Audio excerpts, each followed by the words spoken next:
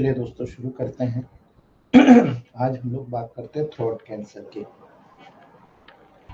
Squamous cell carcinoma या adenocarcinoma, ठीक है। लिम्फ ग्लैंड में लिम्फ का एनलार्जमेंट, ये थ्रोट लेवल पर अगर होता है, आप सीधा इंडिकेशन समझ लीजिए थ्रोट कैंसर हो रहा है। आप सीधा थ्रोट कैंसर की तरफ इंडिकेट कर लीजिए, ठीक है। लेकिन बहुत सारे लोग थ्रोट कैंसर के बारे में जब वर्क करते हैं तो उन्हें बहुत सारी चीजें नहीं पता होती है दोस्तों। आपको मैं क्लियर कट इंडिकेशन कह दूं, थ्रोट कैंसर मतलब थ्रोट में पाए जाने वाले जितने भी कैंसर का समूह होता है, यानी जितने भी ऑर्गन्स होते हैं, सारे ऑर्गन्स में इन्वॉल्व जो पर्टिकुलर पॉइंट्स होते हैं, जो ऑर्गन्स होते हैं, सबका इन्वॉल्वमेंट यहाँ पर इंडिकेट करता है कि कैंसर है। जैसे अगर आप थ्रोट रीजन में जो पार्ट देख रहे हैं उसमें आपको नजर आएगा ग्रुप ऑफ कैंसर, यानी हेड और नेक का कैंसर, ठीक है। हेड और नेक का यहाँ पर जो कनेक्शन पार्ट होता है उसका कैंसर। ये जो ग्रुप ऑफ कैंसर में आपको mouth cancer, nose cancer, throat cancer, sinus cancer, larynx cancer considerably इस ग्रुप में शामिल किए जाते हैं। इसलिए थ्रोट में यहाँ पर अब आप अगर कह रहे हैं हेड के लेवल पे, तो हेड के लिए मेडिसिन अलग हो जाएगी। अगर नोज के लिए, माउथ के लिए, तो हमारे इलेक्ट्रोमेपैथ में पर्टिकुलर सेल पर काम करने वाली पर्टिकुलर मेडिसिन है। केवल वो पर्टिकुलर ऑर्गेनो बूस्टर ऐड कर दीजिए, आपका काम खत्म। As it is protocol set करना है, ठीक है। अकॉर्डिंग टू सिम्टम्स दो चार मेडिसिन कम ज्यादा हो सकती है, वो हमारे प्रैक्टिकल नॉलेज के भी आपको डिपेंड करेगी कि हमें क्या लग रहा है कि हमें कौन सी मेडिसिन प्रोवाइड करना है, ठीक है। कैंसर किसी भी डिसीज की वो क्लास होती है दोस्तों जिसमें बॉडी में एबनॉर्मल सेल्स मल्टीप्लाई करती है, डिवाइड करती है और अनकंट्रोलेबली करती है। इसलिए एक एबनॉर्मल सेल जो मैलिग्नेंट ग्रोथ कहलाती है वो ट्यूमर कहलाती है। थ्रोट कैंसर में वॉइस बॉक्स, वोकल कॉर्ड्स और थ्रोट के अन्य पार्ट के कैंसर को भी रेफर किया जाता है दोस्तों, जैसे कि टॉन्सिस का हुआ, जैसे कि ओरोफेरिंक्स का हुआ। थ्रेट जितने भी आपको वहां पर नजर आता है, थ्रोट कैंसर को प्राय दो कैटेगरी में ग्रुप किया गया है दोस्तों, ठीक है। पहला होता है फेरिंजियल कैंसर, दूसरा होता है लेरिंजियल कैंसर, ठीक है। यहाँ पर ये पूरा ग्रुप इन्वॉल्व होता है, लेकिन जब केवल थ्रोट कैंसर की बात होगी तो थ्रोट में मेनली फेरिंग्स और लेरिंग्स का कैंसर यहाँ पर आता है। जब फेरिंजियल कैंसर होगा, फेरिंग्स में फॉर्म होगा। ये होलो ट्यूब होती है दोस्तों, जो नोज के पीछे से रन करती हुई आती है और वाइन पाइप के टॉप तक जाती है, ठीक है। और लेरिंजियल कैंसर जो होता है, जो ये वोकल कार्ड होता है, जो लैरिंग्स को फॉर्म करता है, ये वॉइस बॉक्स होता है। यदि आपके वॉइस में लगातार परिवर्तन आ रहा है, जैसे मुझे देख लो, मुझे बहुत ज्यादा चांसेस है कि आगे जाकर कैंसर में कन्वर्ट हो जाए, ये डॉक्टर ने मुझे पहले बता दिया दोस्तों। लेकिन मैं उसके प्रिकॉशन के लिए इलेक्ट्रोमेपैथ रेमेडीज डेली लेता हूँ, ये देख सकते हो आप, ठीक है। और ये रेमेडीज कंटिन्यू मेरे लेने के कारण बहुत सारे, लेकिन दिक्कत क्या होती है, एक दो दिन अगर आप बाहर कहीं चले गए, अपने घर में तो आप क्या खा रहे हो सब पता रहता है, बाहर चले गए और तेल की चीजें या किसी भी प्रकार का कोई मीठा या किसी प्रकार का साइट्रिक एसिड वाला चीज डाल के आपको खिला दिया, आपको पता नहीं है कि उसमें साइट्रिक एसिड डाला है, तो नींबू नहीं, साइट्रिक एसिड डाल दिया, ठीक है। टोमेटो केचप डाल के सब्जी पघार दी, है ना।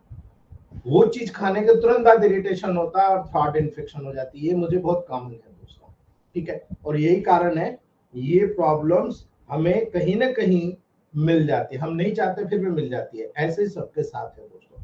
मेन में वुमेन की तुलना में थ्रोट कैंसर ज्यादा होता है, इसलिए भी एक चांसेस है। कुछ लाइफस्टाइल हैबिट्स थ्रोट के कैंसर को डेवलप करने के रिस्क को बढ़ा देती है दोस्तों, जैसे कि स्मोकिंग करना, एक्सेसिव अल्कोहल कंजप्शन करना, मैं तो दोनों नहीं करता हूँ। विटामिन ए डेफिशिएंसी का अगर एक्सपोजर होता है, एस्बेस्टोसिस का एक्सपोजर होता है, पुअर डेंटल हाइजीन होती है, डेफिनेटली आपको कैंसर होने के चांसेस रहेंगे दोस्तों। थ्रोट कैंसर भी हमेशा कुछ प्रकार के human papilloma virus infection, HPV viral infection के कारण होता है। और एचपीवी सेक्सुअली ट्रांसमिटेड वायरस होता है दोस्तों। और एचपीवी इन्फेक्शन कुछ प्रकार के जो ओरोफेरिंजियल कैंसर के लिए बहुत बड़ा रिस्क फैक्टर होता है। जो लोग ओरल सेक्स करते हैं ना, उन लोगों को सबसे ज्यादा ये चांसेस थ्रोट कैंसर के डेवलप होता है। थ्रोट कैंसर का बहुत सारे प्रकार हैं दोस्तों, वो यहाँ पर लिंक कर जाते हैं, जो मैंने ग्रुप्स आपको बताया, ग्रुप्स ऑफ कैंसर। ठीक है, वो यहाँ लिंक कर जाते हैं क्योंकि एचपी इन्फेक्शन उनको भी नहीं छोड़ता। इसलिए याद रखना, थ्रॉट कैंसर के अन्य प्रकार के कैंसर के साथ जब ये लिंक करेगा तो इनफैक्ट कुछ लोगों में जिनको थ्रॉट कैंसर डायग्नोस हुआ उनको रिकरेंटली साथ में इसोफेलियर, लंग्स कैंसर, ब्लैडर कैंसर एक साथ पाया जाता है। और यही कारण है मल्टीपल कैंसर एक साथ पाए जाते हैं। और ये टिपिकली होता है, क्यों? क्योंकि प्राय कैंसर का सेम रिस्क फैक्टर पाया जाता है। जो कैंसर यदि बॉडी के एक पार्ट में डेवलप होता है, उसी समय बॉडी के माध्यम से, लिम्फेटिक चैनल के माध्यम से दूसरे पार्ट में आसानी के साथ वहां पर सिमिलरली एक्सपोज हो जाता है दोस्तों। यही कारण है जीईआरडी से भी, जेनेटिक काज से भी काज होता है। सबसे ज्यादा जीईआरडी जिनको एसिड रिफ्लेक्स होता है उनको यहाँ पर इरिटेशन बना रहता है, बर्निंग बना रहता है, जलन होती रहती है, और ये एक बहुत बड़ा इंडिकेशन होता है जो यहाँ पर कैंसर को कॉज करता है। सबसे ज्यादा मटेरियल कैंसर के इन्हीं चीजों से देखने को मिलते हैं। जब आप अर्ली स्टेज में सिम्टम देखते हो तो थ्रॉट कैंसर को डिटेक्ट करने में बहुत डिफिकल्टी होती है दोस्तों। जनरली सारे लोग कहते हैं हाँ यार थोड़ा सा आपको जो है थ्रॉट में इन्फेक्शन हो गया, थ्रॉट में इन्फेक्शन हो गया, बस थ्रॉट के इन्फेक्शन की आप प्रोसेस किया करते हो। लेकिन दोस्तों याद रखना, कॉमन साइन और सिम्टम जो थ्रॉट के कैंसर के होते हैं, वॉइस में चेंज हो जाना, डिस्फेजिया यानी ट्रबल swallowing, आपको निगलने में तकलीफ हो रही है, वेट लॉस हो रहा है, मुझे तो ऐसा कुछ नहीं हो रहा, सोर थ्रॉट, लगातार थ्रोट को क्लियर करने की आवश्यकता ये लगातार होना, ठीक है। जब भी कफ में ब्लड आता है आप समझ जाना देयर में भी समथिंग रॉन्ग, ठीक है। 12.5% की ग्रोथ रेट से बढ़ रहा है दोस्तों हिंदुस्तान में। याद रखना, जो स्लेचेस डेथ्स, ठीक है, जितनी भी डेथ्स अभी हो रही है उनमें कैंसर में जो अगर एक डेथ का रेशियो निकाला गया 12.5% के लेवल पर बढ़ रहा थ्रोट कैंसर, ठीक है। नेक में सोलन होना, लिम्फ नोड्स होना, वीजिंग साउंड होना, ईयर पेन होना, हॉर्सनेस ऑफ वॉइस होना बहुत कॉमन सिम्टम है, ठीक है। लेकिन ear pain, difficulty in swallowing, throat में लंप का महसूस होना, सोर थ्रोट होना, कफिंग होना, वॉइस में चेंज होना, ईयर और नोज में कंजेशन होना, sharp voice during breathing, breathing के दौरान शार्प वॉइस होना, विजिंग साउंड होना, लिम्फोनाइड, आपके लिम्फेटिक चैनल का एनलार्जमेंट होना, ग्लैंड और इम्यून सिस्टम का यहाँ पर बहुत बड़ा रोल नजर आता है दोस्तों। ओपन सोर में पैचेस डेवलप हो जाना दोस्तों, ठीक है, डेंटल केयर नहीं कर पाते हैं, ठीक है। वेट लॉस, जितनी जल्दी डायग्नोसिस होगा दोस्तों उतनी जल्दी वहां पर ट्रीटमेंट होता है। इसलिए इन्वेस्टिगेशन जब करेंगे, थ्रॉट कैंसर के डायग्नोसिस करने में बहुत उपयोगी आने वाली टेस्ट है डायरेक्ट लैरिंगोस्कोपी कराना, ठीक है, जिसमें थ्रोट का क्लोजर देखा जाता है, क्लोजर व्यू देखा जाता है, और यदि इस टेस्ट में एब्नॉर्मलिटी दिखती है थ्रोट से टिश्यूज का सैंपल कलेक्ट करके बायोप्सी की जाती है दोस्तों, और कैंसर के लिए टेस्ट किया जाता है, ठीक है। कन्वेंशनल बायोप्सी या एंडोस्कोपिक बायोप्सी दोनों तरह से करवा सकते हो, और बहुत ही ऑथेंटिक रिजल्ट आपको देखने को मिलेगा जब आप प्रोटोकॉल सेट करते हो। आप अगर कोई पेशेंट आया और पेशेंट ने कहा साहब मुझे ये ट्रबल है ना, आपको अगर डायग्नोसिस करना कोई दिक्कत नहीं, पहला प्रोटोकॉल, अगर 15 दिन में इससे रिस्पांस आ गया तो कैंसर नहीं है, इसलिए मैं बता रहा हूं आपको पहला प्रोटोकॉल, सीधा C14G या फिर SP1 P4 C13G को दे दो D6 में, ठीक है, P1 या P4 C13G D6 में, या फिर सीधा C14G दे दो। अगर इस D6 को देने से मैक्सिमम 15 दिन में रिस्पांस आ गया मतलब वो ठीक होना शुरू हो गया, अभी उसको कोई प्रॉब्लम नहीं है। लेकिन यदि इससे रिस्पांस नहीं आया तब आपको P1C5B alternate oregano booster D10 आपको यहां पर देना है कंटिन्यू देना। एक महीने में इससे रिस्पांस आया मतलब कैंसर है। याद रख लेना दोस्तों, जब A2C13BG या सीधा A2C13BG का D4 करके कंप्रेस करते हो, आप मान के चलो आप कैंसर के लेवल पर रिलीफ प्रदान कर रहे हो, ठीक है। गेंग्रेनाल D4 या ऑर्गेनो बूस्टर C13 का D4 का गार्गल कराइए आप, ठीक है। आप ऑल कैंसर केयर पिल्स या ऑल कैंसर केयर बूस्टर 1000 ये तो कंपलसरी है, ये देना है। मैंने इनका प्रैक्टिकल अनुभव 1 साल के अंदर देखा है कि 1 साल के बाद मैंने जितने लोगों का कैंसर का ट्रीटमेंट किया था, उन कैंसर की जो ग्रोथ होती है वो बहुत तेजी से रिड्यूस होती है। यही तो हमको चाहिए कि कम से कम रिडक्शन हो, ठीक है। लेकिन सबसे बड़ी बात होती है आजकल के जितने भी पेशेंट होते हैं खाने के पीछे मरे जाते हैं। हम क्या खाएंगे, आप तो सब बंद करा रहे हैं, हम क्या खाएंगे, खाने के पीछे। अगर डाइट रिस्ट्रिक्शन करके वो चलता है तो मल्टीपल डिसऑर्डर को हम बहुत तेजी के साथ कैंसर को रिकवर करते हैं। उसको 10 साल आगे कुछ नहीं हो, इसी कंडीशन डेवलप करते हैं। लेकिन कभी कभी बड़ा बुरा लगता है जब पेशेंट हमें झूठ बोल बोल के खाता है और रिजल्ट वहां पर वरी करता है। ये रिजल्ट वरी करना ही हमारे लिए सबसे ज्यादा डेंजरस होता है, क्योंकि हम लोग उसकी पूरी सत्यता के ऊपर डिपेंड करते हैं। वो जैसा कह रहा है हम वैसा प्रोटोकॉल प्रोवाइड करा रहे हैं, लेकिन वो हमेशा झूठ बोलता है। और इसी वजह से, ये मेरा पर्सनल अनुभव है, मैं किसी पर ब्लेम नहीं कर रहा हूँ, लेकिन ये बहुत ज्यादा, जितने पढ़े लिखे लोग उतने ज्यादा झूठ बोलते हैं। हाँ, आपने 25 दिन की दवाई दी, वो 1.5 महीने सवा महीने में आते हैं। अरे बोले आपकी दवाई ज्यादा थी, अब आपको पता है इतने दिन से दे रहे हो कि ये दवाई 15 दिन में खत्म हो जाना चाहिए, वो 25 दिन में खत्म करना है। ठीक है, याद रखना। चलिए आगे बढ़ते हैं, हम एविएशन फिजियोलॉजी में चलते हैं। मैंने आपको एविएशन के बारे में बताया कि अगर आप ऊपर जाते हो तो कैसे करते हो। ठीक है, जब आपकी बॉडी पर किसी भी प्रकार से ग्रेविटेशनल फोर्स का इफेक्ट आता है तो पॉजिटिव और नेगेटिव जी के रूप में आता है। यदि पॉजिटिव जी के रूप में आएगा दोस्तों, इसका मेजर इफेक्ट एक्सेलरेशन के दौरान, जब आप एक्सेलरेट करते हो दोस्तों, ब्लड सर्कुलेशन पर डायरेक्टली पड़ता है। पड़ेगा दोस्तों, आप समुद्र तल से ऊपर जाओगे या समुद्र तल से नीचे जाओगे, बहुत सारे इफेक्ट आपको यहाँ पर देखने को मिलेंगे। जब ये जी यूनिट 4 से 5 जी के लगभग इंक्रीज हो जाएगा तो ब्लड एब्डोमेन के साथ बॉडी के लोअर पार्ट की तरफ पुश कर जाएगा दोस्तों। ये बहुत बड़ा इंपैक्ट नजर आएगा। जब प्रेशर पॉजिटिव जी 4 से 5 के लगभग इंक्रीज हो जाएगा तो ब्लड ऊपर से नीचे एब्डोमेन के बॉडी के लोअर पार्ट में चला जाएगा, और इसीलिए कार्डियक आउटपुट क्या होगा, जैसे वेरिकोज वेन में होता है, कार्डियक आउटपुट डिक्रीज हो जाएगा, और इसी के कारण ब्रेन और आईज को होने वाली ब्लड सप्लाई भी रिड्यूस हो जाएगी। याद रखना इस चीज को। यही इफेक्ट कब नजर आएगा, जैसे मैं खड़ा हूं, रोजाना खड़े होकर काम कर रहा हूं, एज इट इज इफेक्ट, इसलिए ये बताना जरूरी है। कार्डियक आउटपुट डिक्रीज हो जाएगा जिसके कारण ब्रेन और आईज को होने वाली जो ब्लड सप्लाई है रिड्यूस हो जाएगी, और इसी कारण से ब्लड फ्लो के डिक्रीज होने पर हेड में हाइपोक्सिया के कारण ऑक्सीजन सप्लाई डिक्रीज हो जाएगी, और इसी के कारण दोस्तों कई डिस्टरबेंसेस आपको 1 बाय 1 देखने को मिलेंगे। क्या मिलेगा भाई डिस्टरबेंसेस आपको, यानी जब आप टेबल प्रैक्टिस में इस चीज को टेली करेंगे ना, आपको ये सब देखने को मिलेगा। सबसे पहले ग्रे आउट देखने को मिलता है। जब आइस की तरफ ब्लड फ्लो कम होना शुरू होता है, यानी आंखों की तरफ ब्लड फ्लो कम होना शुरू होता है, तब ग्रे आउट अर्थात विजन का ग्रेइंग उत्पन्न हो जाता है। विजन एकदम ग्रे कलर का होना शुरू हो जाता है। क्यों हो रहा है, क्योंकि ब्रेन की तुलना में हाइपोक्सिया से रेटिना सबसे ज्यादा अफेक्टेड हो रहा है।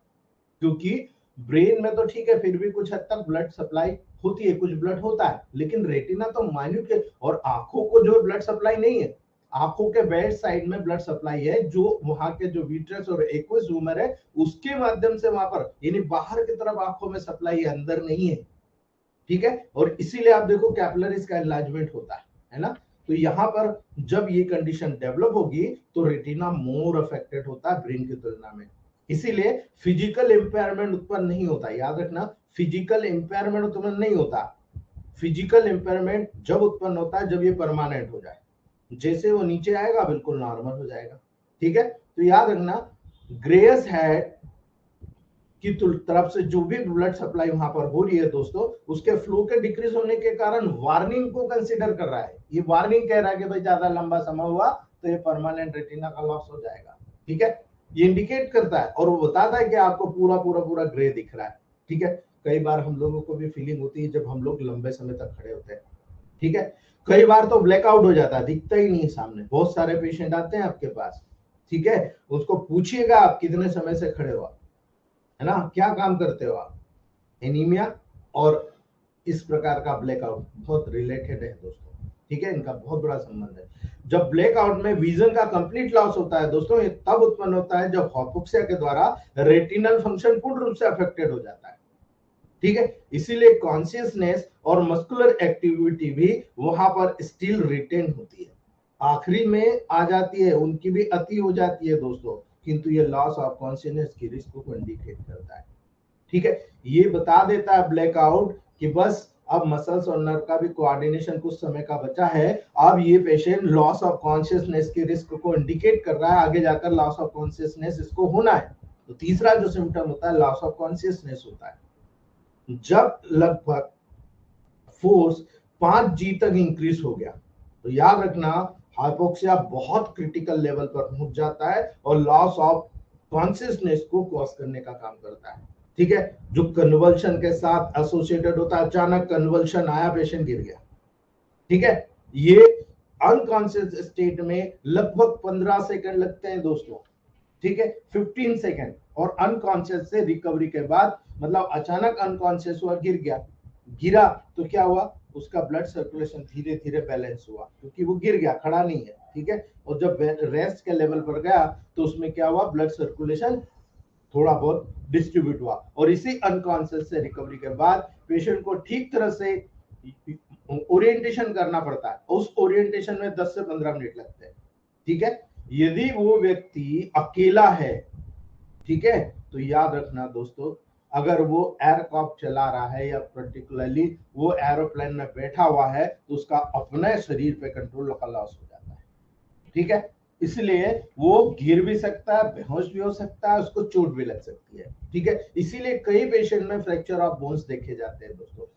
जब फोर्स लगभग 20G के लेवल पर पहुंच जाता है, इंक्रीज हो जाता है, पर्टिकुलरली स्पाइन, प्राय अगर वो सिटिंग पोस्चर में भी होता है, उस दौरान उसकी बॉडी के बोन्स का फ्रैक्चर की ससेप्टिबिलिटी डेवलप हो जाती है। कभी भी कहीं पर भी उसकी बॉडी में फ्रैक्चर हो जाएगा। ठीक है, ये 20G के लेवल पर जनरली नहीं होता, लेकिन कई बार ऐसे केसेस दे गए कि लॉस ऑफ वहां पर कंट्रोल होता है, और एकदम से जब वो नीचे की तरफ आता है या एकदम से ऊपर की तरफ जाता है, तब ये फोर्स अचानक पॉजिटिव जी के रूप में डेवलप होता है, और ये इंडिकेट करता है कि उसकी बोन का फ्रैक्चर हो चुका है। ठीक है, तो ये पॉजिटिव जी का रोल है।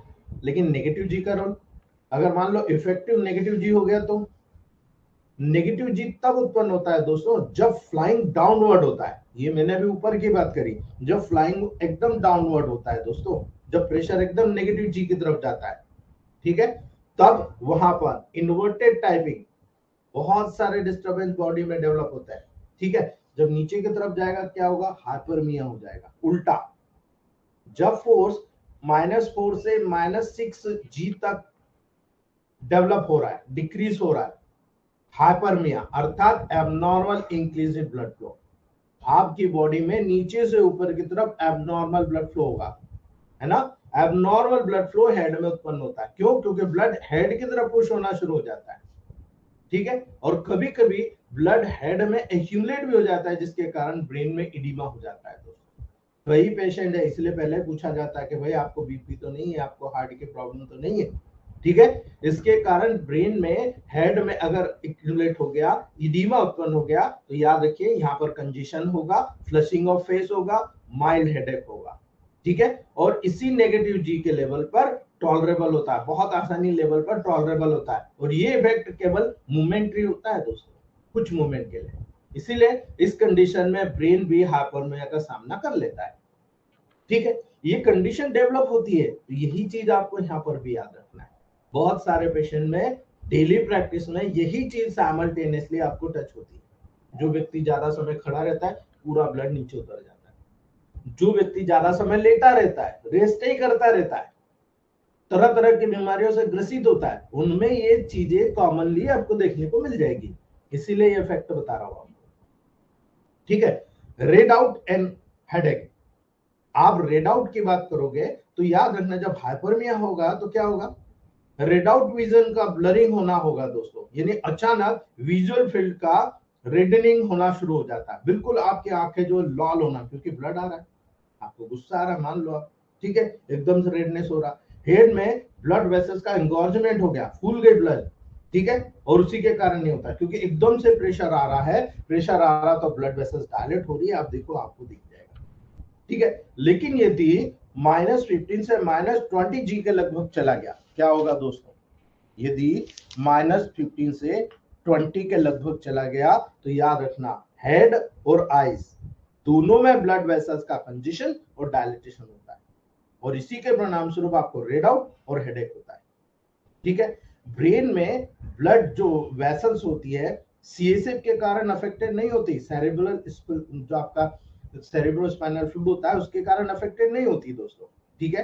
क्योंकि जब ब्रेन में ब्लड एक्यूमुलेट होता है तो वहां पर क्रेनियम में सीएसएफ का साइमल्टेनियसली पूलिंग होना शुरू हो जाता है और सीएसएफ के द्वारा जो हाई प्रेशर है वहां पर जो एग्जर्ट किया जाता है, जो एक कुशन के जैसे काम करता है, एक तकिए के जैसे काम करता है और इसीलिए ये बफर के रूप में काम करेगा और ब्रेन के ब्लड वेसल्स को प्रोटेक्ट कर जाएगा, ठीक है। यही कारण है ब्लड वेसल्स जो ब्रेन की होती है वो यहाँ पर प्रोटेक्ट हो जाती है, इसलिए वहां पर कोई भी इफेक्ट आपको देखने को नहीं मिलता है दोस्तों। इसलिए सीएसएफ का क्वालिटी होना बहुत जरूरी है, ठीक है। कई बार बहुत सारी इन्फेक्शन है, जैसे ट्यूबरकुलोसिस है, कोई भी बैक्टीरियल इन्फेक्शन है, वायरल इन्फेक्शन है, उसके कारण सीएसएफ फ्लूइड अफेक्ट होता है जो ब्रेन को सीधा अफेक्ट करता है। ऐसी किसी भी कंडीशन से लड़ने की क्षमता आपके सीएसएफ फ्लूइड में नहीं होती है तब ब्रेन में डिसीजेस डेवलप हो जाती है, इसलिए ये जानना आपके लिए जरूरी है, ठीक है। यहाँ पर लॉस ऑफ कॉन्शियसनेस भी हो जाता है जैसे वहां पर हुआ था। यदि नेगेटिव जी ज्यादा होता है दोस्तों तो बॉडी को अफेक्ट करता है, ये चेस्ट और नेक की जो ब्लड सप्लाई में उसमें बहुत ज्यादा प्रेशर को इंडिकेट करता है जिसके कारण रेडिकार्डिया होता है, ठीक है। या इरेगुलर हार्ट बीट कॉज होती है, एकदम से तेजी से बढ़ जाएगा। और इसमें हीट में आपको याद रखना है दोस्तों, बहुत ज्यादा जब बॉडी में हीट बढ़ेगी एकदम से एक साइड तो हार्ट में जो ब्लड का स्टैग्नेशन हो जाएगा, ब्लड वहां रुक जाएगा, भरा जाएगा और ये सभी फैक्टर अल्टीमेटली अनकॉन्शियसनेस को कॉज करते हैं, ठीक है। ये भी अनकॉन्शियसनेस मतलब कम होना तो भी अनकॉन्शियसनेस, ज्यादा होना तो भी अनकॉन्शियस कॉमन रूप से वहां पर डेवलप होता है, ठीक है। इसलिए आपकी बॉडी में पॉजिटिव जी नेगेटिव जी का प्रेशर हमेशा बैलेंस होना चाहिए, इसलिए prevention of effects of G forces on the body. यदि आपकी बॉडी ऐसा काम कर रही है जो इन जी फोर्सेस को प्रिवेंट कर रही है, उसके इफेक्ट को प्रिवेंट कर रही है, तो कैसे कर रही है? याद रखना दोस्तों, बॉडी जी फोर्स के इफेक्ट को प्रोटेक्ट करने के लिए पर्टिकुलरली पॉजिटिव जी के द्वारा कई मेथड को अपनाया जाता है दोस्तों। उसमें सबसे मेन चीज होती है दोस्तों बाय यूजिंग एब्डोमिनल बेंड। मैंने कहा था ना कि एब्डोमिनल बेंड वहां पर आपको लगा दिया जाता है। एब्डोमिनल ब्लड वेसल्स में ब्लड की पुलिंग, एयरक्राफ्ट में जब हम बैठते हैं दोस्तों तो फॉरवर्ड झुक कर बैठते हैं, ठीक है। और एब्डोमिनल बेल्ट के उपयोग के द्वारा इसको प्रिवेंट किया जाता है, यानी वहीं का वहीं कुर्सी से कस दिया जाता है। जैसे प्लेन ऐसा जा रहा तो आप भी ऐसे जा रहे हो, प्लेन ऐसा जा रहा तो आप भी ऐसे जा रहे हो, ठीक है। और इसी कारण से एब्डोमिनल बेल्ट के उपयोग के द्वारा प्रिवेंट कर दिया जाता है, यानी ये जितनी भी प्रोसीजर ग्रे आउट या ब्लैकआउट होता है उसको मैक्सिमम एफर्ट लगाकर प्रिवेंट कर देता है, ठीक है। मैक्सिमम प्रिवेंट हो जाता है और यही कारण है नॉर्मल कई व्यक्ति इस चीज को ऑब्जर्व कर चुके हैं। हमारे ग्रुप में बैठे कई लोग जो प्लेन का सफर करते हैं उनको ये चीज देखना चाहिए, वो बहुत इजीली डिमॉन्स्ट्रेट कर जाएंगे और अपनी बॉडी में फील करेंगे, ठीक है। और उसी के अकॉर्डिंग ये वहां पर अपने सारे प्रोटोकॉल्स को तय करते हैं। याद रखना दोस्तों, by using anti G suit, anti G suit भी आता है, उसको यूज करके anti G suit lower limb और एब्डोमेन पर जो पॉजिटिव प्रेशर एग्जर्ट करता है बॉडी के लोअर पार्ट में ब्लड की पुलिंग को प्रिवेंट करने का काम करता है, लेकिन कॉस्टली आता है दोस्तों, हर किसी के बस की बात नहीं है, वो यूज नहीं कर सकते, ठीक है। लेकिन आता है, अगर किसी को प्रॉब्लम है वो यूज कर सकता है, ठीक है। तो ये हम लोगों ने इस चीज को बहुत अच्छी तरीके से समझ लिया दोस्तों। दूसरी बात मैं नहीं बताना चाहता लेकिन ये बहुत अच्छा सब्जेक्ट है इसलिए मैं बताऊंगा आपको दोस्तों, भले टाइम थोड़ा सा वेस्ट होगा। स्पेस फिजियोलॉजी, जब आप स्पेस में जाते हो तो आपको याद रखना क्या होता है आपकी बॉडी में। स्पेस फिजियोलॉजी में स्पेस और स्पेस का अपने बॉडी के रिस्पॉन्स की जो फिजियोलॉजी होती है उसकी भी स्टडी की जाती है। एक स्पेस में और एक अर्थ में इन्वायरमेंट के बीच में मेजर डिफरेंसेस होते हैं दोस्तों, एटमॉस्फेयर का, रेडिएशन का, ठीक है, ग्रेविटी का, ये तीनों फैक्टर होता है दोस्तों जो स्पेस में ह्यूमन सर्वाइवल में बहुत बड़ा चैलेंज होता है, ठीक है। एटमॉस्फेयर फैक्टर में दोस्तों atmospheric pressure, temperature, humidity, gas composition सब में डिफरेंस होता है।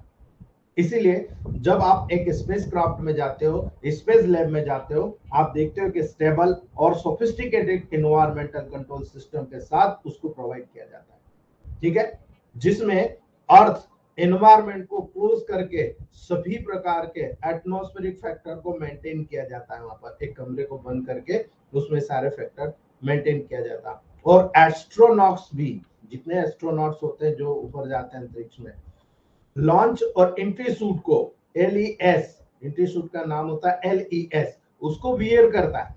LES एक प्रीशूडर, मतलब यहाँ पर एक पहले से बना हुआ, ठीक है, सूट होता है जो कि बॉडी को स्पेस इन्वायरमेंट से वहां पर प्रोटेक्ट करने का काम करता है। उसको इस तरह से डिजाइन किया जाता है कि उसमें जो स्पेस में डेवलप होने वाले एक्सटर्नल फोर्सेस होते हैं उसका बॉडी के लेवल पर किसी भी प्रकार का असर ना हो, ये सूट उसको प्रिवेंट कर। अगर ये सूट उसने उतारा, गया काम से, ठीक है। इसलिए वहां पर ये सारी चीज यूज की जाती है दोस्तों। अन्य बहुत सारे फैक्टर होते हैं दोस्तों जो यहाँ पर बॉडी को अफेक्ट करते हैं। यानी स्पेस में अगर जाओगे तो वेटलेसनेस, आपको आपका वेट का भान ही नहीं होगा, आप तैरते रहोगे, ठीक है। एब्सेंस ऑफ ग्रेविटी के कारण दोस्तों वेटलेसनेस होता है वहां पर, ठीक है। बहुत माइक्रो ग्रेविटी होती है और इसीलिए आप हवा में जाकर अंतरिक्ष में तैरते रहते हैं, ठीक है। अगर आप ये को पता ही नहीं है तो आप बहुत सारी चीज मिस कर जाओगे, लेकिन आज अगर आपको पता चल रहा है आप बहुत सारी चीज गेन कर जाओगे या धरती के लेवल पर। क्यों? क्योंकि स्पेस क्राफ्ट के द्वारा जो ट्रेवल करने वाले जो इफेक्ट होते हैं वो आपको पता चल जाएंगे, ठीक है। जब आप स्पेस क्राफ्ट यानी जो लोग अंतरिक्ष में जाते हैं, जो व्यक्ति, उनको पता होना चाहिए, जिनको एस्ट्रोनॉट्स आप कहते हैं दोस्तों, केवल ब्लास्ट ऑफ के दौरान, ठीक है, जैसे उनको ऊपर भेजा जाता है उस ब्लास्ट ऑफ के दौरान कुछ इंटेंस सिम्टम्स को वो एक्सपीरियंसेस करता है। क्यों? क्योंकि एक्सेलरेशन और डिक्लेरेशन ये दो चीज होती है।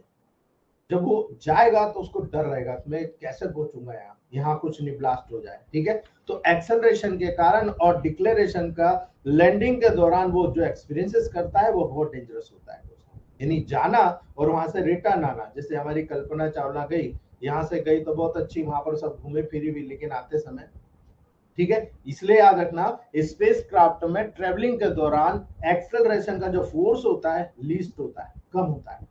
इसीलिए स्पेस क्राफ्ट में ना तो रैपिड चेंजेस होते हैं ना डायरेक्शन में रैपिड चेंजेस होता है, ठीक है। जब स्पेस क्राफ्ट को भेजा जाता है तो उसमें कभी भी एकाएक कोई चेंजेस नहीं होते, ठीक है। जैसे कि एयरक्राफ्ट में देखने को मिलता है, स्पेस टेबल में वेटलेसनेस के कारण बहुत सारे फिजियोलॉजिकल चेंजेस देखने को मिल जाएंगे दोस्तों। और ये चेंजेस स्पेस एनवायरनमेंट में एस्ट्रोनॉट्स की बॉडी के एडॉप्टेशन के लिए रिस्पॉन्सिबल होते हैं। और इसीलिए प्रॉब्लम तब डेवलप होती है जब केवल वो अर्थ पर रिटर्न होता है, ठीक है।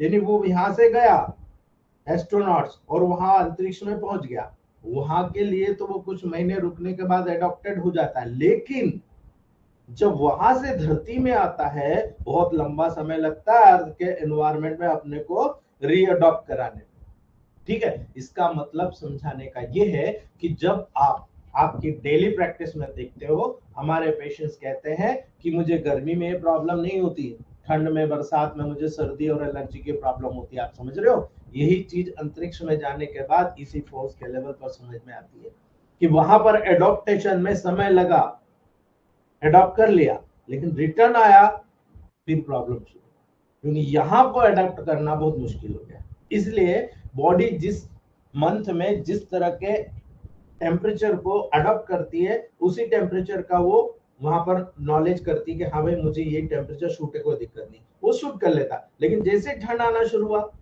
वो टेम्परेचर फिर सूट नहीं होता, फिर वो बॉडी का वातावरण चेंज होना शुरू होता है। जब तक ठंड जाती है तब तक वो इस ठंड के वातावरण को अडॉप्ट कर लेती है, और जैसे ही ठंड गई वहां पर गर्मी शुरू हो गई, गर्मी शुरू हो गई तो फिर उसको अडॉप्टेशन गड़बड़ हो गया। यानी ये सारी प्रोसेसेस यहाँ पर आपको देखने को मिलती है जिसके अकॉर्डिंग हमारी बॉडी में एडॉप्टेशन के प्रोसेस के हिसाब से डिसीज का डेवलपमेंट होता है। इसलिए याद रखना स्पेस क्राफ्ट में जब भी जाते हैं वेटलेसनेस का इफेक्ट वहां पर नजर आता है दोस्तों।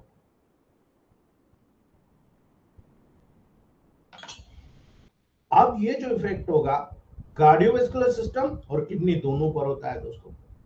इसलिए मैं आपको बता रहा हूं कार्डियोवैस्कुलर चेंजेस फ्लूइड शिफ्ट के कारण होता है दोस्तों। यानी ग्रेविटी के एब्सेंस के कारण ब्लड बॉडी के लोअर पार्ट से अपर पार्ट की तरफ मूव करता है। याद रखना यहां उल्टा हो रहा है, बॉडी के लोअर पार्ट से अपर पार्ट की तरफ दोस्तों वहां पर फ्लूइड मूव कर गया, ठीक है, अपर ट्रंक और हेड की तरफ। इसी के कारण हार्ट का एनलार्जमेंट होता है, ठीक है। और हार्ट का जब इनलार्जमेंट होगा जो इंक्रीज ब्लड फ्लो का सामना करता है दोस्तों, ठीक है। और इसी के संबंध में अपर पार्ट में अन्य बॉडी फ्लूइड भी धीरे धीरे नीचे से ऊपर आकर एक्यूमुलेट होने लगते हैं, और ये बॉडी का कंपनसेटरी मैकेनिज्म इंटरप्रेट करके दोस्तों ब्लड में अन्य फ्लूइड में इंक्रीज करता है, एक सीरीज को वहां पर डेवलप करता है दोस्तों, जो कि सीरीज थ्रेड हो जाती है और करेक्ट करना स्टार्ट करता है किडनी के थ्रू फ्लूइड के लार्ज अमाउंट को एक्सक्रीशन के द्वारा, ठीक है, और इसी के कारण ब्लड वॉल्यूम में डिक्रीज हो जाता है, ठीक है। और यही कारण है जब आप हार्ट स्पेस में ग्रेविटी के अगेंस्ट ब्लड को पंप नहीं कर पाने का जो प्रोसेस यहाँ पर डेवलप होता है, इसीलिए इनिशियली इनलार्ज हार्ट श्रिंकिंग करना शुरू कर जाता है, जो बड़ा हुआ हार्ट था वो एकदम से छोटा होना शुरू हो जाता है, स्मॉल हार्ट हो जाता है, और इसीलिए इनिशियल फ्लूइड वहां पर शिप के दौरान एस्ट्रोनॉट डिजीनेस या फैंटिंग को फीलिंग महसूस करना शुरू करता है, ठीक है। इसलिए उसको वहां पर ऊपर जब जाता है ना, हार्ट एकदम कम होता है, भाई ऑक्सीजन लेवल मिलेगा नहीं बॉडी को प्रॉपर, इसीलिए एस्ट्रोनॉट डिजीनेस और वहां पर एकदम फॉलिंग फैंटिंग के जैसी फीलिंग करता है दोस्तों। वाटर के साथ साथ किडनीज इलेक्ट्रोलाइट को भी एक्सक्रीट कर देती है, तो आपको देखा कि यूरिन फ्लो बढ़ गया, और इसी के कारण बॉडी फ्लूइड की ऑस्मोलरिटी अल्टर नहीं होती है दोस्तों, इसीलिए थर्स्ट सेंटर स्टिमुलेटेड नहीं होता, यूरिन फ्लो ज्यादा हो गया लेकिन थर्स्ट सेंटर स्टिमुलेट नहीं है, और इसीलिए स्पेस ट्रेवल के दौरान एस्ट्रोनॉट थर्स्टी फील ही नहीं करता, उनको प्यासा फील ही नहीं होता, ठीक है, प्यास लगती ही नहीं उनको, और इसीलिए उनको कुछ टैबलेट्स ऐसी बना के दी जाती है जिसमें सारी पूर्ति आपके बॉडी में हो जाए उन टैबलेट्स के माध्यम से, ठीक है। तो वहां पर खाना पीना इसलिए बाधित कर दिया जाता है कि स्टूल कहाँ जाओगे, यूरिन कहाँ फ्लो करोगे, वहां तो आप तैरते रहते हो, अगर आपने स्टूल और यूरिन फ्लो करने की कोशिश करी तो आप याद रखिए आपका इंस्ट्रूमेंट खराब हो जाएगा, आपका वातावरण खराब हो जाएगा, ठीक है। इसीलिए दोस्तों जब यहाँ पर ये प्रोसेस होती है तो ब्लड पर सबसे बड़ा इफेक्ट आपको देखने को मिलेगा, प्लाज्मा वॉल्यूम डिक्रीज हो जाएगा, यूरिन के माध्यम से फ्लूइड के एक्सक्रीशन के कारण प्लाज्मा वॉल्यूम डिक्रीज हो रहा है, यदि आरबीसी काउंट भी डिक्रीज हो जाएगा, ठीक है, इसे कहते हैं स्पेस एनीमिया, ठीक है, स्पेस में जाने के कारण होने वाला एनीमिया, ठीक है। यहाँ पर स्केलेटल जो मस्कुलोस्केलेटल सिस्टम होता है उस पर भी इफेक्ट आएगा, क्या होगा दोस्तों, स्पेस में माइक्रोग्रेविटी के कारण बॉडी को सपोर्ट करने वाली जो मसल्स की आवश्यकता ही नहीं होती, ठीक है, इसीलिए एस्ट्रोनॉट्स का लेग्स का प्रयोग करके वहां से वहां एकदम झटका मार मार के एक दूसरी जगह पर उड़ते रहते हैं, इसी के लिए जो मसल मास होता है मसल स्ट्रेंथ का डिक्रीज हो जाता है, जो मसल मास होता है उनका डिक्रीज हो जाता है, और मसल्स का एंड्यूरेशन भी डिक्रीज हो जाता है, उनके कार्य करने की जो क्षमता होती है वो भी डिक्रीज हो जाती है, इसीलिए क्या होगा आप देखो बोन वीक हो जाती है, और स्पेस ट्रेवल के दौरान ओस्टियोक्लास्टिक एक्टिविटी इंक्रीज हो जाती है, याद रखना ओस्टियोक्लास्टिक एक्टिविटी इंक्रीज हो जाती है, और यही कारण है जब ओस्टियोक्लास्टिक एक्टिविटी इंक्रीज होगी तो बोन से कैल्शियम बहुत ज्यादा क्वांटिटी में बाहर निकलने लग जाएगा दोस्तों, और यही कारण है यूरिन के माध्यम से वो कैल्शियम एक्सक्रीट हो जाएगा जिसके कारण बहुत वीक हो जाएगी बोन और कभी भी फ्रैक्चर हो सकती है, ठीक है।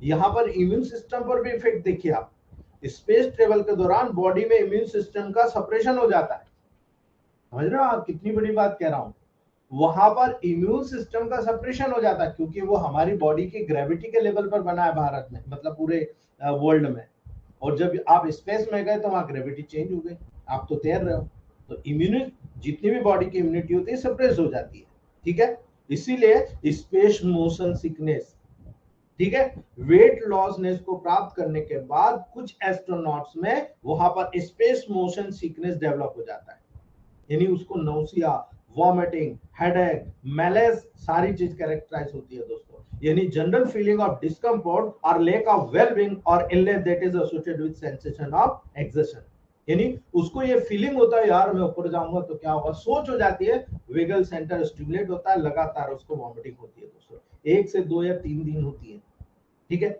1 से 2 या 3 दिन होती है, उसके बाद ऑटोमेटिक डिसअपियर हो जाती है क्योंकि एडजस्ट हो जाता है, रूट शिफ्ट्स और वेस्टिबुलर अपरेटस के एबनॉर्मल सेंसेशन के कारण मोशन सिकनेस के कारण होता है दोस्तों, ठीक है, और यही कारण हम लोग नेचुरली देखते हैं जब किसी को एक बैड स्मेल का ऑर्डर आया, आप देखो वो वॉमिटिंग कर, सेम कंडीशन वहां पर डेवलप होती है, ठीक है, तो ये एक कंडीशन है जो स्पेस फिजियोलॉजी के अंतर्गत आपको मैंने बताइए दोस्तों, उम्मीद है मुझे जितना आता था मैंने आपको बताया, और ये आपके टेबल प्रैक्टिस में बहुत सारा महत्व रखेगा। टेबल प्रैक्टिस के लेवल पर कोई व्यक्ति यदि समुद्र तल से ऊपर जाता है, नीचे आता है वहां पर, और अगर कोई एयर लिफ्ट करता है, प्लेन में जाता है, उस कंडीशन में बॉडी में क्या चेंजेस आ रहे हैं आपको पता चल गए, और उसी के अकॉर्डिंग आपका प्रोटोकॉल तय हो जाएगा। बोलने की जरूरत नहीं पड़ेगी, ठीक है। कई लोग ऐसे ही आपके पास उदाहरण लेके आते हैं कि मैं फोर व्हीलर में जाती हूँ या बस में जाती हूँ, मुझे वॉमिटिंग होता है, चाहे लेडीज हो चाहे जेंट्स हो, ठीक है।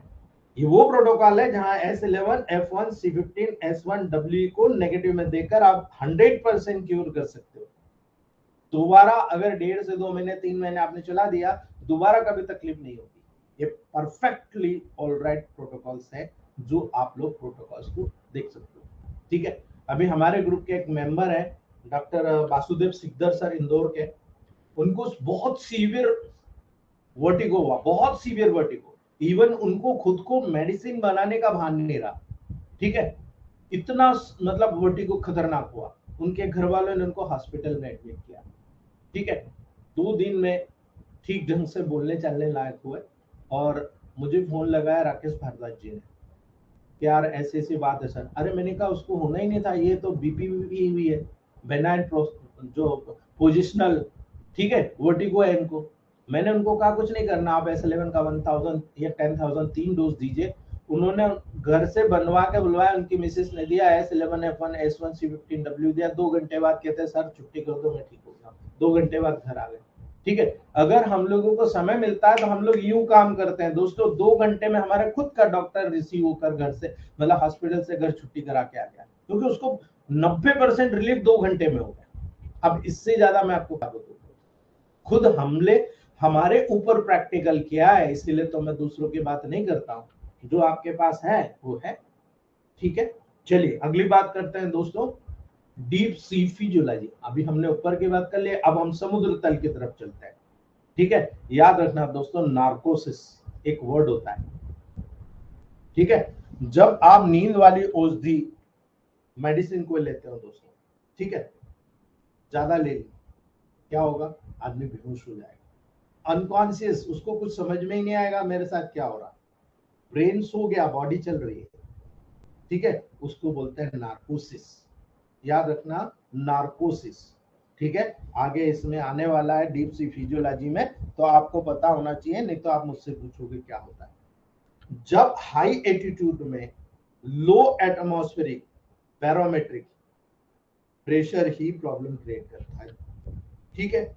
अब बैरोमेट्रिक प्रेशर मतलब हवा का प्रेशर आपके बॉडी पे कितना पड़ता है। डीप सी में, माइंस में जब आप नीचे जाते हो, हाई बैरोमेट्रिक प्रेशर के साथ प्रॉब्लम होती है दोस्तों, यानी यहां पर आपकी बॉडी में बहुत ज्यादा हाई बैरोमेट्रिक प्रेशर होता है, और ये इंक्रीज प्रेशर दो मेजर प्रॉब्लम यहां पर क्रिएट करता है दोस्तों, ठीक है।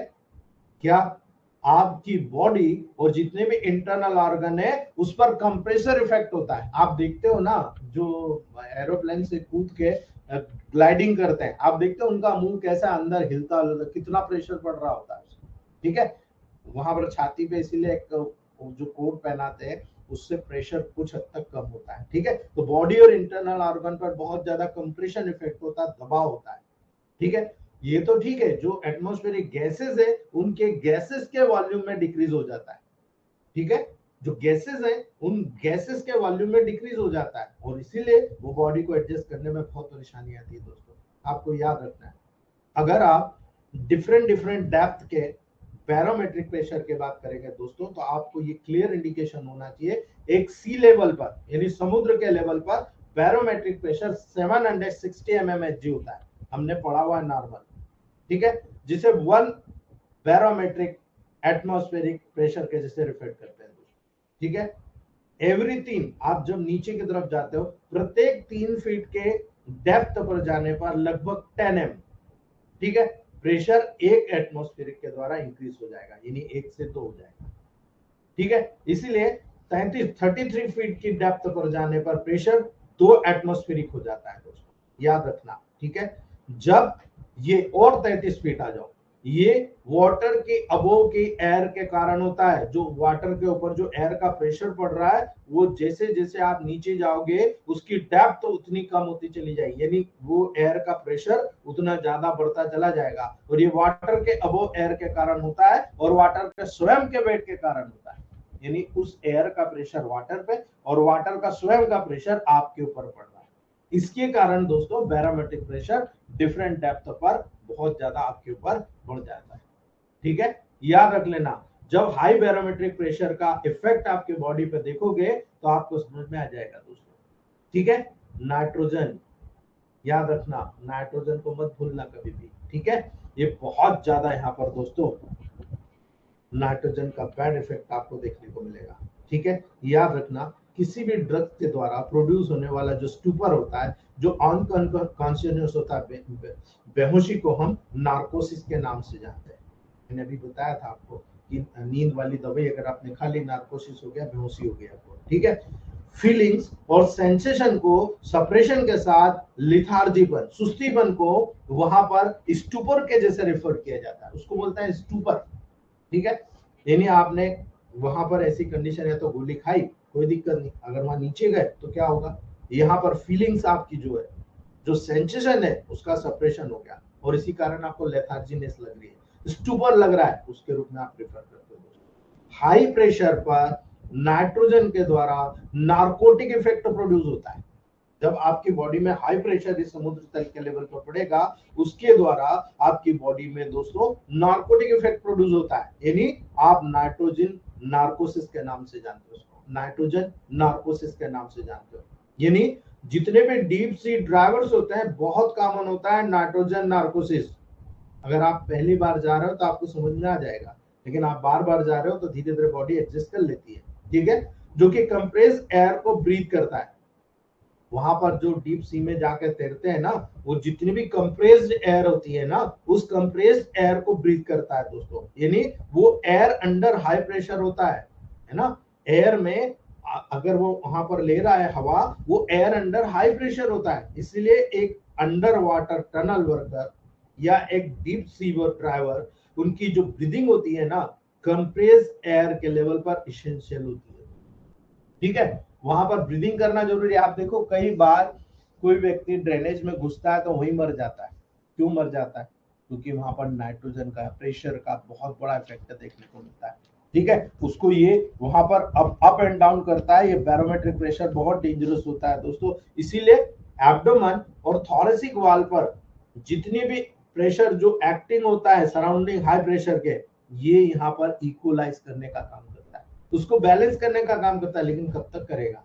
अगर अंदर का प्रेशर कम है और बाहर का प्रेशर ज्यादा है तो आप देख लो, बाहर से अंदर की तरफ प्रेशर जाएगा, बहुत धुआंधार काम हो जाएगा दोस्तों। एटमॉस्फेरिक एयर का 80% नाइट्रोजन होता है।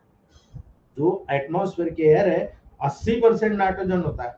एक इनर्ट गैस के द्वारा, एक इनर्ट गैस के रूप में होने के कारण नॉर्मल एटमॉस्फेरिक प्रेशर पर बॉडी के फंक्शन पर किसी भी प्रकार का नॉन इफेक्ट प्रोड्यूस नहीं करता।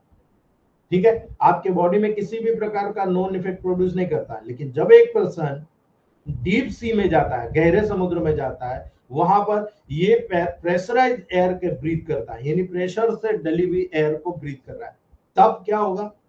नाइट्रोजन का जो नार्कोटिक इफेक्ट होता है वो अपीयर हो जाएगा, क्योंकि ऑक्सीजन कम मिल रही है। ठीक है, तो वहां पर जो नार्कोटिक इफेक्ट होता है दोस्तों, वो उस पेशेंट में अपीयर हो जाएगा और ये अल्टर्ड मेंटल स्टेट प्रोड्यूस करेगा, यानी यहाँ पर जो मेंटल की स्टेट है अल्टर हो जाएगी। ठीक है, बिल्कुल वैसी जैसे आपने दारू पी हुई हो, एल्कोहल इंटॉक्सिकेशन के बिल्कुल सिमिलर होता है। यानी जो आपने अल्कोहल पीने के बाद आपने करना है, जिसको आप प्यार करते हो उसको भी गाली देना है, जिसको गाली देते हो उसको प्यार करना है। ठीक है, ये एल्कोहलिक इंटॉक्सिकेशन के बिल्कुल सिमिलर इफेक्ट वहां पर आपको देखने को मिलेगा। बिन पिए चढ़ गए, वो इफेक्ट वहां नजर आता है और बहुत डेंजरस इफेक्ट होता है। कई बार पेशेंट जो समुद्र में जाता है उसको समझ नहीं आता, फर्स्ट टाइम जाता है वो वहीं डूब जाता है। कई लोगों को देखा गया। यही चीज अगर आप तालाब में तैरने गए या नदी में तैरने गए, बहुत सारे लोगों को तैरना नहीं आता है, वहां जाते हैं और उनके ऊपर जब ये प्रेशर पड़ता है तो इतना सा प्रेशर होता है, जबकि समुद्र तल में तो बहुत हवा चलती है, आप देखो। ठीक है, ये प्रेशर वहां पर उस पर इतना इम्पैक्ट डाल देता है कि यहाँ भी बहुत सारे लोग डूब के मर जाते हैं। ठीक है, ये पूरा का पूरा नाइट्रोजन नार्कोसिस का मैकेनिज्म होता है दोस्तों। नाइट्रोजन बॉडी के अंदर क्या करता है, नाइट्रोजन फेट में सॉल्युबल होती है, और आपको मालूम है कि फेट सॉल्युबल चीजें सब बॉडी में फट से अडॉप्ट हो जाती है वाटर सॉल्युबल की तुलना में। ठीक है, तो डीप सी में हाई बैरोमेट्रिक प्रेशर के द्वारा कंप्रेशन के दौरान दोस्तों नाइट्रोजन ब्लड वेसल से एस्केप हो जाती है। ठीक है, आपकी ब्लड वेसल से बाहर निकल जाएगी, और अगर बाहर निकल गई क्या करेगी, बॉडी के डिफरेंट डिफरेंट पार्ट्स में प्रेजेंट फैट में डिजॉल्व हो जाएगी। ठीक है, आपके बॉडी में तो फैट बहुत सारी जगह, सारी जगह फैट में जाकर नाइट्रोजन डिजॉल्व हो गया, स्पेशली न्यूरोनल मेम्ब्रेन में। माइंड कीजिएगा, जो नर्व की मेम्ब्रेन है, न्यूरोनल मेम्ब्रेन है, उसमें जाकर स्पेशली डिजॉल्व हो जाएगी, और ये डिजॉल्व नाइट्रोजन एक एनास्थेटिक एजेंट के जैसे काम करेगी। ठीक है, ये नाइट्रोजन एक एनास्थेटिक एजेंट के जैसे एक्ट करती है, जो कि न्यूरोनल एक्साइटेबिलिटी को सपोर्ट करती है। ठीक है, न्यूरोनल एक्साइटेबिलिटी को सपोर्ट करती है, लेकिन सप्रेशन करके उनको सप्रेस कर देती है दोस्तों। और जब एक पर्सन डीप सी में रहता है, तब तक नाइट्रोजन फेट में डिजॉल्व फॉर्म में ही रहती है। ठीक है, जब तक वो डीप सी में रहेगा, तब तक ये नाइट्रोजन उसके जो फैट मटेरियल है वहां डिजॉल्व फॉर्म में रहेगी दोस्तों। तो आप सोचिए, नाइट्रोजन नार्कोसिस के सिम्टम आएंगे तो आप कैसे डायग्नोसिस करेंगे। ठीक है, कोई भी डॉक्टर कभी भी इस प्रकार के केसेस को टैली करता है तो उसमें सिम्टम्स बहुत मायने रखते हैं। मैं इसीलिए बोलता हूं भाई सिम्टम बताओ, रिपोर्ट के बेस पे आप काम नहीं कर सकते। 120 फीट की डेप्थ पर फर्स्ट सिम्टम अपीयर होना स्टार्ट होते हैं। जैसे 120 फीट नीचे गया, फर्स्ट सिम्टम स्टार्ट हो जाएंगे। पर्सन बहुत ही उल्लासपूर्ण फील करता है, एकदम जॉयफुल फील करता है। ठीक है, केयरलेस हो जाता है। ठीक है, केयरलेस इन कंडीशन की सीरियसनेस को अंडरस्टैंड नहीं करता है कि मैं यहाँ केयरलेस हो गया हूं, अभी मेरे साथ बहुत कुछ होने वाला है। जैसे 150 से 200 फीट के लेवल पर जाता है, पर्सन ड्राउजी हो जाता है, एकदम ड्राउजी हो जाता है पेशेंट। ठीक है, 200 से 250 फीट डेप्थ पर गया, पर्सन जो होता है एक्सट्रीमली फटिक हो जाता है, बहुत ज्यादा वीक हो जाता है, ऊपर जाने लायक भी नहीं रहता।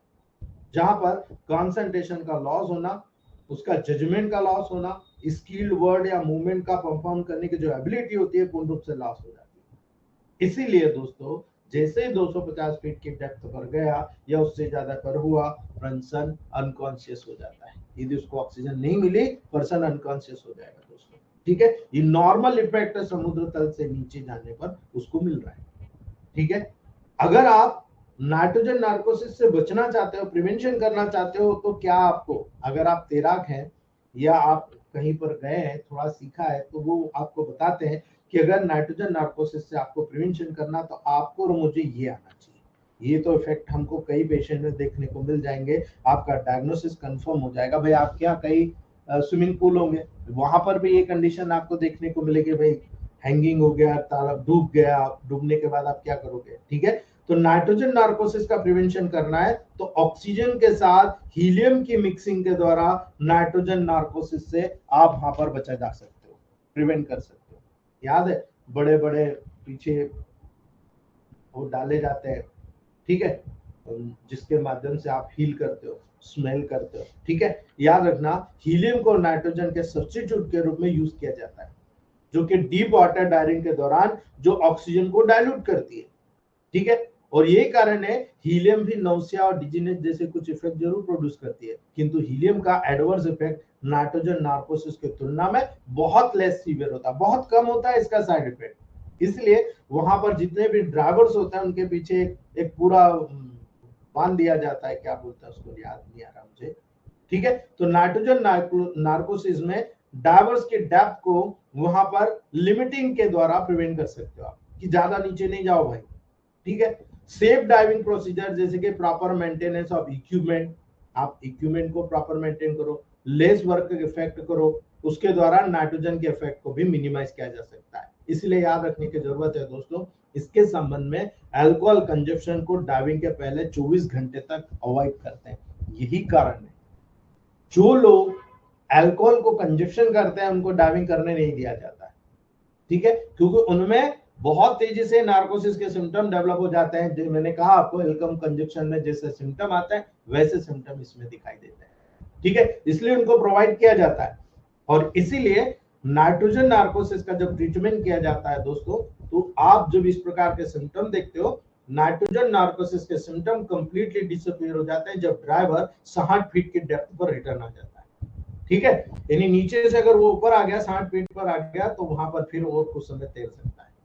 यहाँ पर फर्दर ट्रीटमेंट की जरूरत नहीं होती। इसलिए नाइट्रोजन नार्कोसिस का कोई भी हैंगओवर इफेक्ट नहीं होता है दोस्तों। यद्यपि जब ड्राइवर को लॉस ऑफ कॉन्शियसनेस होता है तो फिजिशियन को कंसल्ट जरूर करना पड़ता है, ठीक है। और उस कॉन्शियस के दौरान तुरंत उसको ऑक्सीजन और हीलियम की सप्लाई देना है या ऑक्सीजन कैरिंग कैपेसिटी उसके लंग्स तक बढ़ाना है। अगर आपने ये कर दिया, आपने सबसे पहले खुली हवा करो, भीड़ को दूर करो, पंपिंग मैकेनिज्म करो, ठीक है। और उसके बाद में आप स्मेल थेरेपी दे सकते हो, ठीक है। आप नेबुलाइज वाली स्मेल थेरेपी दे दो, बहुत तेजी से रिकवर हो जाएगा, ठीक है। वो लिक्विड लेने जैसी स्थिति में नहीं होता, उस कंडीशन में नहीं देना, लेकिन आप स्मेल से उसको तुरंत ऑक्सीजन प्रोवाइड करा सकते हो लंग्स की तरफ। जितनी भी ब्लॉकेजेस है उसको स्टिमुलेट करके खोल सकते हो, बहुत आसानी से वहां पर आपको देखने को मिलता है। लेकिन डीकम्प्रेशन सिकनेस क्या होता है, यहाँ पर एक और चीज डेवलप होती है दोस्तों। डीकम्प्रेशन सिकनेस एक डिसऑर्डर होता है। ये तब उत्पन्न होता है जब एक पर्सन हाई एटमॉस्फेरिक प्रेशर के एरिया जैसे डीप सी से नॉर्मल सराउंडिंग एरिया जो एटमॉस्फेयर है वहां पर आता है। रैपिडली अगर आ गया, यानी समुद्र तल से आया, समुद्र से बाहर निकला और एकदम से नॉर्मल एरिया की तरफ गया, ठीक है, तब ये उत्पन्न होता है। इसे हम डिसबैरिज्म, कंप्रेस या सीकनेस, कैसन डिसीज, बैंड्स या फिर डाइवर्स पाल्सी के नाम से भी जानते हैं।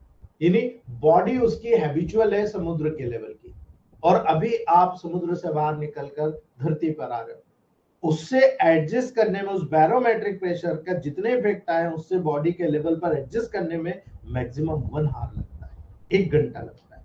तब जाकर उसको जो डीकम्प्रेस सिकनेस होता है वो दूर होता है। ऐसा क्यों होता है?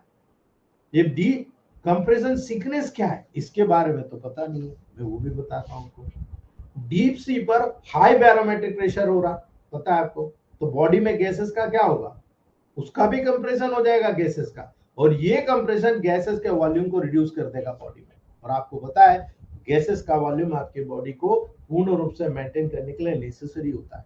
और रेस्पिरेटरी गैसेस के साथ ऑक्सीजन टिश्यू के द्वारा यूटिलाइज होती है, कार्बन डाइऑक्साइड एक्सपायर्ड आउट होती है, ये सबको पता है। किंतु नाइट्रोजन जो कि हाई कंसंट्रेशन में प्रेजेंट रहती है 80%, ये एक इनर्ट गैस होती है दोस्तों, इसीलिए या ना तो यूटिलाइज होती है ना एक्सपायर्ड होती है। याद रख लेना, ना तो इसका उपयोग बॉडी में, न इसको एक्सपायर्ड किया जाता है, ठीक है, न बाहर निकाला जाता है। जब नाइट्रोजन डीप सी में हाई एटमॉस्फेरिक प्रेशर के द्वारा वहां पर कंप्रेस्ड होगी दोस्तों, तो याद रखना ये ब्लड वेसल से एस्केप होकर ऑर्गन में एंटर कर चुकी होती है, ठीक है। ये जो कि ये फैट सोल्यूबल होती है इसलिए वहां पर एंटर कर जाती है ना। और जब फैट सोल्यूबल होगी तो टिश्यूज का फैट और जितने भी टिश्यू फ्लूइड्स होते हैं उसमें डिसॉल्व हो चुकी होती है। ब्रेन टिश्यू में बहुत ही कॉमन रूप से डिसॉल्व हो चुकी होती है।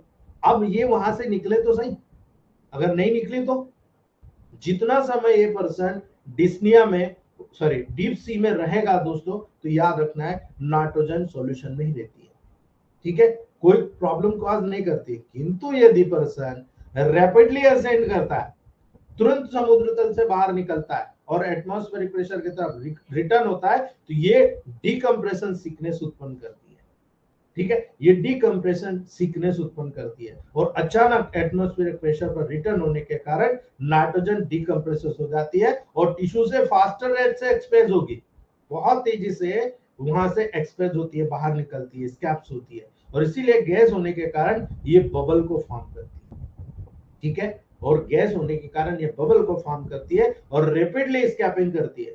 और अगर ये बबल ब्लड वेसल्स के थ्रू ट्रेवल करेगा, ये बबल अगर ब्लड वेसल्स के थ्रू ट्रेवल करेगा दोस्तों, तो याद रखना वेसल्स और डक्ट्स में बहुत सारे प्लेसेस में ये बबल्स ब्लड फ्लो को ऑब्स्ट्रक्ट कर देगा, ठीक है। और यही बबल्स एयर एम्बोलिज्म को कॉज करेगा, एयर एम्बोलिज्म को प्रोड्यूस करेगा। इसी के कारण डिकम्प्रेशन सिकनेस होती है और ये एम्बोलिज्म आगे जाकर बहुत बड़ी प्रॉब्लम को क्रिएट करता है। ठीक है, इसीलिए जितने भी अंडरग्राउंड टनल वर्कर्स होते हैं जो कैस आयन को यूज करते हैं, प्रेशर चेंबर, ठीक है, जो डिकम्प्रेस कैसन डिसीज यानी सिकनेस को डेवलप करता है दोस्तों।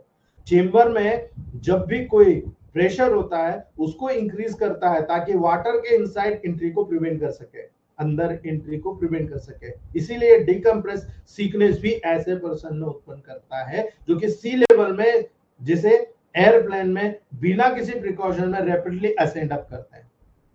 ठीक है, वहां गए और वहां से तुरंत आए, ऐसे लोगों में बहुत कॉमन रूप से ये कंडीशन डेवलप होती है दोस्तों। इसलिए आपको ये सारी चीजें 1 बाय 1 टेबल प्रैक्टिस के लेवल पर देखने को मिलती है और जब आप इसका पर्टिकुलर वहां पर यूज करते हैं तो आपको बहुत सारी चीजें दिखती है। आप डिकम्प्रेशन सिकनेस में जब सिम्टम देखते हैं ना, तो आपको यहाँ पर याद रखना मेनली नाइट्रोजन को एस्केप करने के सिम्टम मिलेंगे टिश्यू से, बबल के फॉर्म में।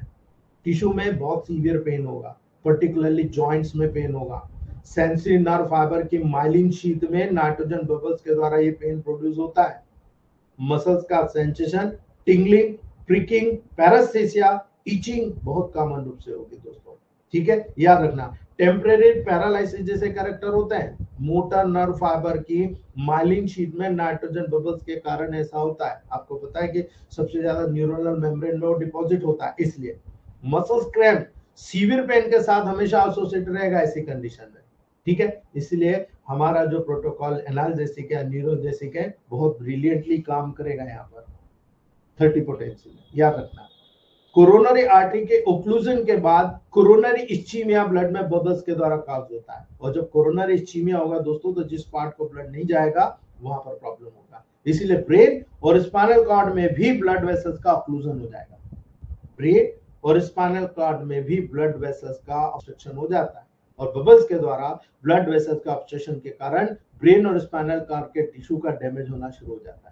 इसीलिए पेशेंट को डिजीनेस लगता है, पैरालिसिस ऑफ मसल्स लगता है, शॉर्टनेस ऑफ ब्रीथ होती है, चोकिंग ओवर यानी चोकिंग हो जाता है बॉडी में, और यही कारण है फाइनली फटिग, अनकॉन्शियसनेस और डेथ हो जाती है। ये पूरे सिम्टम नजर आते हैं उस पेशेंट में, तब उसकी वहां पर आप देखते हो पेशेंट एकदम सफोकेटेड हो जाता है, सांस नहीं लेते बनता, फटीग महसूस करता है, अनकॉन्शियस होता है और कई बार तो ऐसे पेशेंट की डेथ हो जाती है। ये होता है उसमें, अगर आपको नहीं पता था समझ जाओ ये हो रहा है, आपको क्या करना है आपको समझ में आ जाएगा। C11 A1B का पॉजिटिव डोज देना है, A3D2 में देना है ताकि, और एनाल्जेसिक या न्यूरोजेसिक देना 30 में, इससे ताकि पूरा ब्लड सर्कुलेशन फोर्स के साथ में बबल्स को क्लियर करते चले जाए। एक बार हार्ट में आ गया तो वहां से सब पूरा डिजॉल्व होकर बाहर निकल जाएगा। ठीक है, लेकिन याद रखना दोस्तों यदि वो वीनस चैनल में नहीं आया तो प्रॉब्लम क्रिएट करेगा, इसलिए वीनस चैनल में तब आएगा जब हार्ट में आएगा। ठीक है, आपको याद रखना है दोस्तों इन चीजों को, और अगर ये सब निकल गया पूरा आपको कोई प्रोसेस नहीं करना है, आपका पूरा प्रोसेस क्लियर हो जाएगा। इसलिए जब डिकम्प्रेशन सिकनेस का प्रिवेंशन करना होता है, प्रॉपर प्रिकॉशनरी मेजर के द्वारा डिकम्प्रेशन सिकनेस को प्रिवेंटेड कर सकते हो आप। जब आप मीन सी लेवल पर रिटर्न होते हो तो एसेंट बहुत स्लो करिए, धीरे धीरे जाइए, इसके साथ में शॉर्ट स्टे करिए, आप वहां पर रेगुलर इंटरवल में वहीं रुकिए। ठीक है, समुद्र के बाहर आप वहां पर लेटे रहिए। ठीक है, स्टेप वाइज असेंट ब्लड में नाइट्रोजन को पूर्ण लाने में अलो करता है, ऑटोमेटिकली प्रोसेस है, बॉडी से नाइट्रोजन निकलता जाएगा बिना बबल्स के, बिना बबल के फॉर्मिंग के निकलेगा, और ये डिकम्प्रेशन सिकनेस को प्रिवेंट करता है। यानी समुद्र से निकले, मेरा मानना है जो मैंने पढ़ा है बुकों में, 1 से 2 घंटे तक समुद्र तल पर आपको स्टे करना है।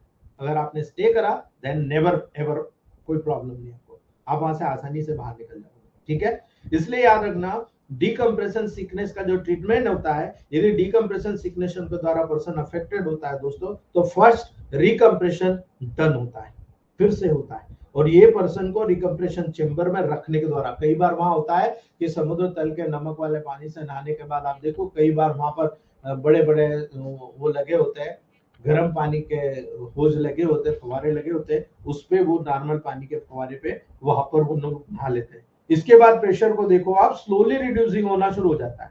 ये एटमॉस्फेरिक प्रेशर को पुनः सामान्य लाने के प्रोसेस होती है, और जब एटमॉस्फेरिक प्रेशर को पुनः ले आओगे, आप देखो हाइपरबैरिक ऑक्सीजन थेरेपी के माध्यम से आप इसको यूजफुल कर दोगे। ठीक है, तो ये स्पेशली दोस्तों आप तब कर पाओगे जब आपके प्रोटोकॉल शूट हो गए। इसलिए मैंने आपको बताया कि यहाँ पर आपको जो C11 A1B को पॉजिटिव में देना है, या D5 D6 में दे दो, वो भी चलेगा। ठीक है, लेकिन A3 को D2 में जरूर दीजिएगा, ताकि किसी भी प्रकार का चैनल ब्लॉक न हो, बबल्स वहां पर क्रिएशन न करे, बहुत आसानी से आपके जो सिम्टम होते हैं रिअपेयर हो जाए, यानी पहले जैसे हो जाए। ठीक है, तो ये था आज का चैप्टर। आप लोगों को उम्मीद करूंगा कि सब समझ में आया। अगर किसी को कोई क्वेश्चन है तो आप पूछ सकते हो। Power on. You've plugged into Nirvana. Your device is ready to pair. For now, this is the Boat Stone 650.